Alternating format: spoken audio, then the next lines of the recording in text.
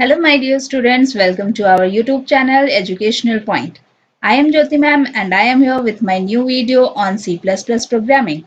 And today's topic is concepts of OOP in C++. तो जल्दी से चैनल को सब्सक्राइब कर दीजिए और साथ ही वीडियो को लाइक करना ना भूलें। तो चलते हैं सेशन की तरफ और जानते हैं OOP के बारे में। With this video, we will learn about C++ as an object-oriented programming language. So, in this video, we are going to talk about introduction of OOP. Then we will talk about differences between OOP and POP. And lastly, we will see what is the basic concepts of OOP. So let's know something about OOP.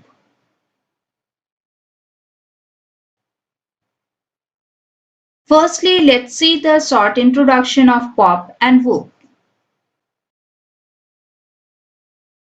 POP stands for Procedure-Oriented Programming. It related with the conventional style. In this approach, a program is divided into functions that perform specific tasks. POP यानी Procedure Oriented Programming को Conventional Programming भी कहते थे because it relates with the conventional style. And इस approach में program functions में divide किए जाते थे. And हर एक function एक specific task perform करता था. अब इस programming approach में कुछ drawbacks थे. The basic drawbacks of procedural programming approach are: first, data is not secured, and second, it does not model very well the real world problems. तो इसमें mainly दो drawbacks थे. First, ये कि data secure नहीं था, and second, ये कि real world problems को सही तरीके से model नहीं कर पाता था. तो इन ड्रॉबैक्स को रिजॉल्व करने के लिए दूसरे प्रोग्रामिंग को यूज किया गया जो था OOP. OOP stands for Object Oriented Programming. It is an approach to program organization and development that attempts to eliminate some of the pitfalls of conventional programming by incorporating several powerful new concepts. It means कि OOP यानी object oriented programming conventional programming के pitfalls को eliminate करता है with its powerful concepts. तो चलिए अब इसको कुछ पिक्चर्स के थ्रू समझने की कोशिश करते हैं.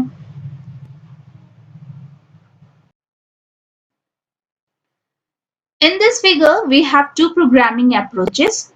In left side, we have procedure-oriented programming, whereas in right side, we have object-oriented programming.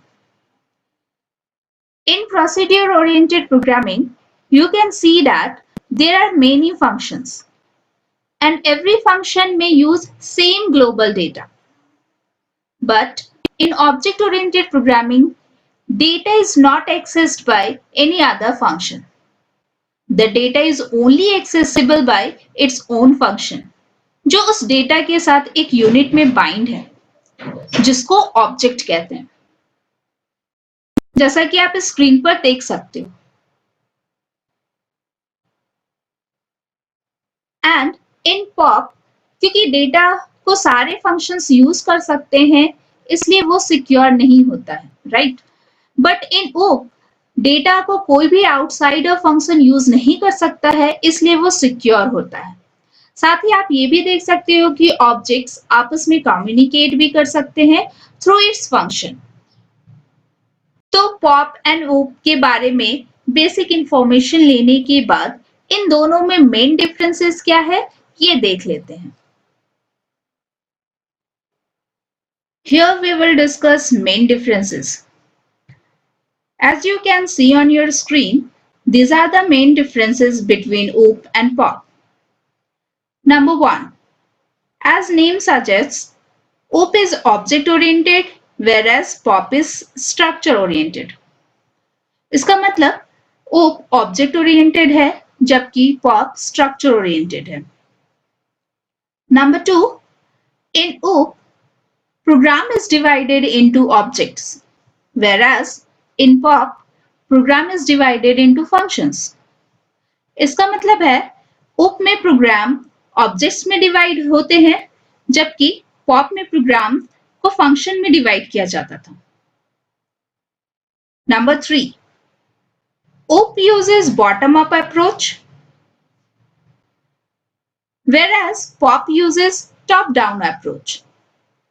इसका मतलब OOP में bottom-up approach यूज किया जाता है, जबकि POP में top-down approach यूज किया जाता है। Number 4. In OOP, inheritance property is used, whereas in POP, inheritance is not allowed.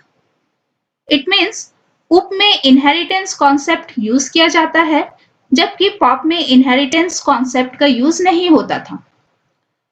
Number 5. UP uses access specifier, whereas POP does not use access specifier. इसका मतलब UP में access specifier use होता है, like public, private, etc. जबकि POP में access specifier use नहीं होता है। Number 6. In OOP, encapsulation is used to hide the data, whereas in POP, no data hiding. इसका मतलब OOP में encapsulation concept के हेल्प से डेटा हाइड रहता है और इसलिए सिक्योर भी रहता है, जबकि POP में डेटा हाइड नहीं रहता और जिसके कारण डेटा सिक्योर भी नहीं रहता है। Number 7. OOP uses concept of virtual function, whereas POP does not use virtual function. इसका मतलब OOP में virtual functions का concept यूज होता है, जबकि POP में नहीं होता है। Number 8. OOP के एग्जाम्पल्स हैं C++, Java और साथ में .NET, etc. जबकि POP के एग्जाम्पल्स हैं C, Pascal और Fortran, etc. तो ये कुछ डिफरेंसेस थे OOP एंड POP में, जिसके बारे में हमने यहाँ बात की। अब आगे बढ़ते हैं और बात करते हैं बेसिक कॉन्सेप्ट्स ऑफ OOP के बारे में।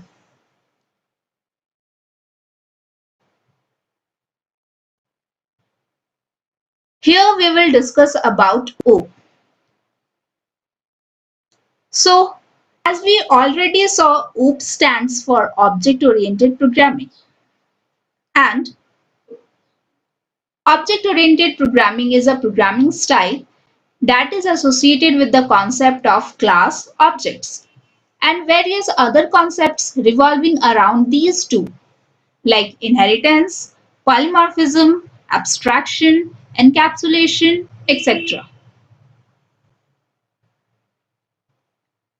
इसका मतलब है ऑब्जेक्ट ओरिएंटेड प्रोग्रामिंग एक ऐसा प्रोग्रामिंग स्टाइल है जो क्लास एंड ऑब्जेक्ट से जुड़ा हुआ है।